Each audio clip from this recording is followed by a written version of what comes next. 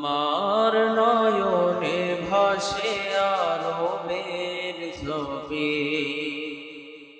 মক্কা মদিনাতে আছেন যেন নবী। আমার নয়নে ভাসে আরবের ছবি, মক্কা মদিনাতে আছেন যেন নবী। আমি যেন স্বপনে তাহার দেখা পাই, সাল্লাল্লাহু আলাইহি সাল্লাল্লাহু আলাইহি আলহামদুলিল্লাহ। মহান আল্লাহ পাকের দরবারে আমরা আবার শুকরিয়া আদায় করছি যে মহান মালিক আমাদেরকে আজকের ইয়াউমুল জুমআর দিনে পাক ও পবিত্র হয়ে সুসজ্জিত হয়ে আল্লাহর ঘর মসজিদে জুমআর সালাত আদায় করবার জন্য আসার মতো বসার মতো তৌফিক দান করেছেন। এর জন্য আমরা সকলে খুশি না বেজার? এর জন্য আমরা যদি হয়ে থাকি খুশি, আওয়াজ দিয়ে বেশি সেই মহান মানিবের দরবারে একবার কালিমাতুশ শুকর আদায় করে বলছি আলহামদুলিল্লাহ। দুরূদ ও সালাম পাঠ করছি আমাদের নবী, বিশ্ব নবী, দো জাহানের বাদশা নবী সাইয়্যিদুল মুরসালিন জনাবে মুহাম্মদুর রাসূলুল্লাহ সাল্লাল্লাহু আলাইহি ওয়াসাল্লামের প্রতি।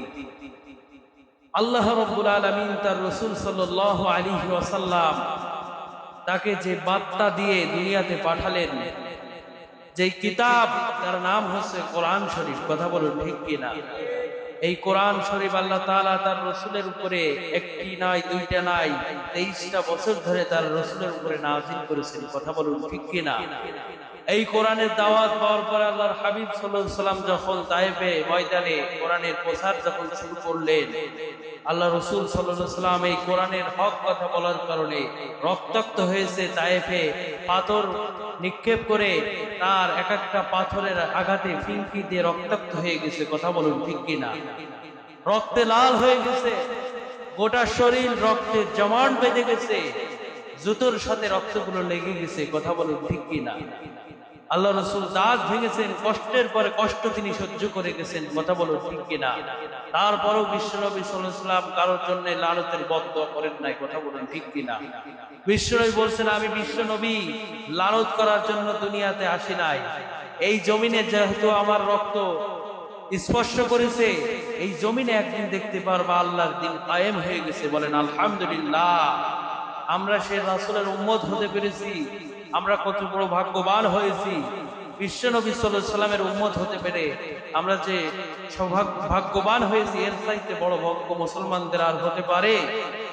সম্মানিত হাজিরিন, আল্লাহর নবী, বিশ্ব নবী জনাবে মুহাম্মদুর রাসূলুল্লাহ সাল্লাল্লাহু আলাইহি ওয়াসাল্লাম নবী আমার যখন মক্কা নগরে এই কোরআন কারীমের দাওয়াত শুরু করলেন, প্রচার করা শুরু করলেন, আল্লাহর নবী সাল্লাল্লাহু আলাইহি ওয়াসাল্লাম যখন কোরআনের দাওয়াত দেওয়া শুরু করলেন, একদিকে নবীদের চাচা আবু লাহাব পাথরগুলো নিয়ে দাঁড়ায় গেছেন, তাব্বাল্লাকা আলিহাতাকা জামাতানা, এ মুহাম্মদ তুমি ধ্বংস হয়ে যাও।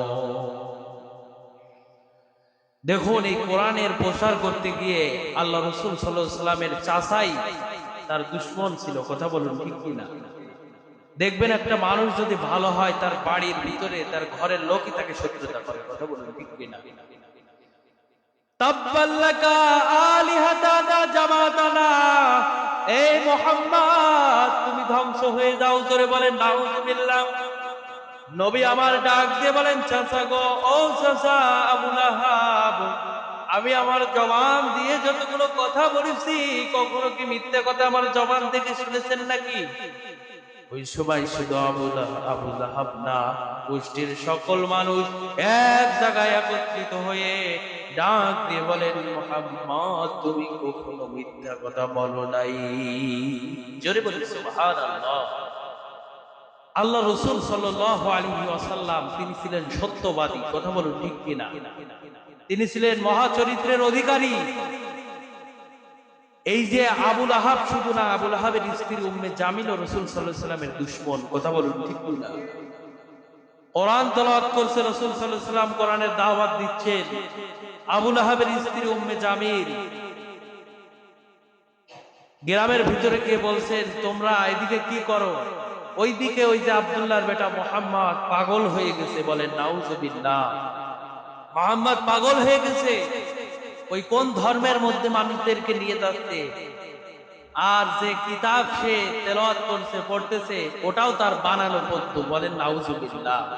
আচ্ছা বলুন তো, 30 পারা কোরআন, বিসমিল্লাহর বা থেকে সূরা নাসের সিন পর্যন্ত আমাদের নবীর বানানো কোনো কথা? এই কোরআনটা, কোরআনে কারীম নাযিল করেছেন কে? এই কোরআনের হেফাজত করবেন কে? আল্লাহ রাব্বুল আলামিন বলেন, ইন্না নাহনু নাযালনা যিকরা ওয়া ইন্না লাহু লাহাফিযুন।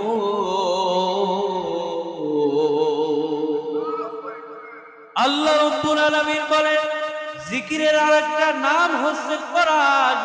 জিকির মানে আমরা বুঝি সুবহানাল্লাহ, আলহামদুলিল্লাহ, লা ইলাহা ইল্লাল্লাহ, আল্লাহু আকবার। এই চারটা বাক্য আল্লাহর কাছে সবচাইতে প্রিয়। কথা বলুন ঠিক কিনা? কিন্তু জিকির আমরা এইগুলো মনে করি, কোরআনে কারীম পুরো 30 পারাটাইতে জিকির, এটা আমরা অনেকেই জানি না। ঠিক কিনা?